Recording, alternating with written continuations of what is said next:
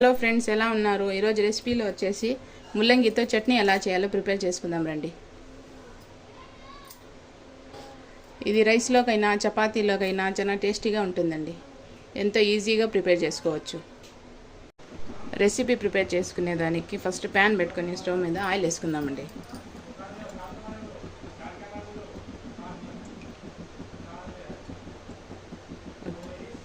Three 4 spoons oil వేసుకోవాలండి.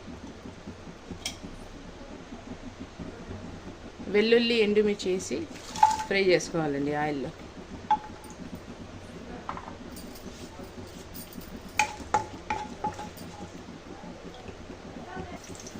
ఇలా కలుపుకుంటూనే roast చేసుకోవాలండి.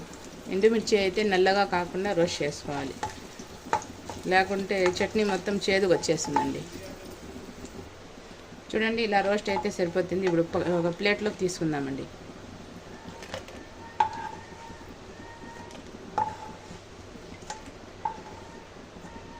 ఇలా తీసుకొని పక్కన పెట్టుకోవాలండి.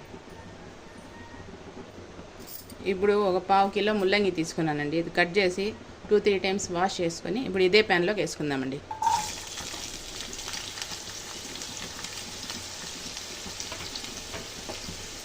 ఈ ఆయిల్లో కొంతసేపు రోస్ట్ చేసుకోవాలండి ముల్లంగి అంతా.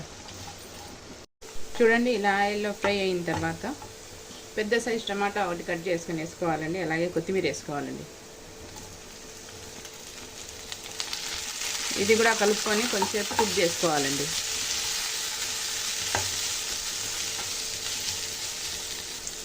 ఇప్పుడు ఇందులోనే టేస్ట్కి సరిపడా సాల్ట్ వేసుకోవాలండి.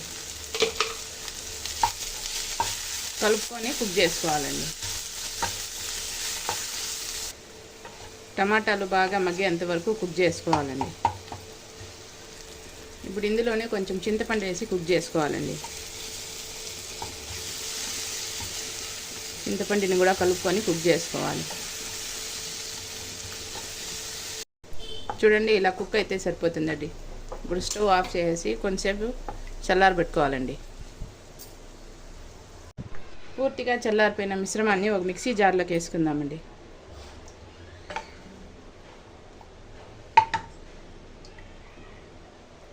ఇప్పుడు ఎండుమిర్చి వెల్లుల్లి కూడా వేసుకోవాలండి. జార్లోకి వేసుకొని చట్నీ ప్రిపేర్ చేసుకోవాలండి. ఇదే ప్యాన్లోకి కొంచెం ఆయిల్ వేసుకుందామండి తాలింపు పెట్టుకునేదానికి.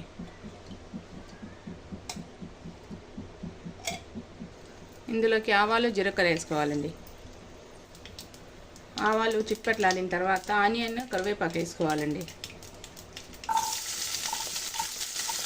పెద్ద ఆనియన్ ఒకటి కట్ చేసుకొని తీసుకున్నానండి. ఆనియన్ బాగా ఫ్రై చేసుకోవాలండి. చూడండి, ఆనియన్ ఇలా ఫ్రై అయిన తర్వాత ఒక పెద్ద టమాటాని కట్ చేసుకొని వేసుకోవాలండి. ఇప్పుడు టమాటాని కొంచెం కుక్ చేసుకుందామండి. టమాటాలు అయితే కుక్ అయిపోయినాయి చూడండి. ఇప్పుడు కోర్స్గా గ్రైండ్ చేసుకున్న ఈ చట్నీ మిశ్రమాన్ని వేసుకోవాలండి.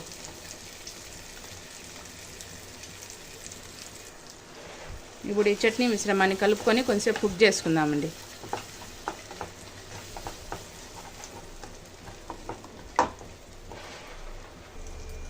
చూడండి ఫ్రెండ్స్, ముల్లంగి చట్నీ అయితే రెడీ అయిపోయిందండి. ఇప్పుడు స్టవ్ ఆఫ్ చేసి ఒక బౌల్లోకి తీసుకుందామండి.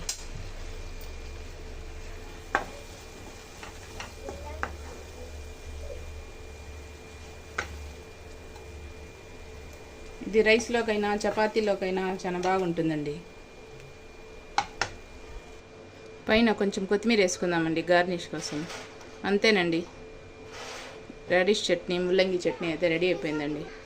ఎవరైనా కొత్తగా చూస్తా అంటే నా ఛానల్ని సబ్స్క్రైబ్ చేయండి, లైక్ చేయండి, షేర్ చేయండి.